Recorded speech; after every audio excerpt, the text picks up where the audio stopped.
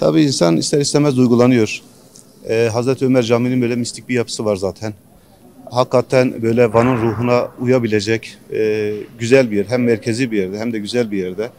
İçindeki atmosferi de çok böyle kuvvetli, muhabbetli bir yer. Cami yıkılacağı için hakikaten üzgünüz. Ben de aşağıda cami esnafındanım. Dükkanım var orada. Hem onun hüznü var. Bütün vakit namazlarımızı burada cemaatle beraber kılıyorduk zaten. 5 sene oldu hemen hemen. 5 senedir bütün vakit namazlarında buradaydık. Yıkılması tabii insanı biraz duygulandırıyor. Ama yapılması gereken bir şey. Eğer cami eskiyse hakikaten yıkılması gerekiyorsa onun için de yapacak bir şey yok. Yani aslına uygun yapılması çok daha zaten güzel olur. Öyle olması da gerekiyor zaten. 73'te demirini bağladım, askere gittim. 76'da faaliyete geçti. Ben geldikten sonra faaliyete geçti. Buranın nakışları da bizim köylüler Naci yaptı. Biz istiyoruz yıkılması çünkü bu hasar gördü.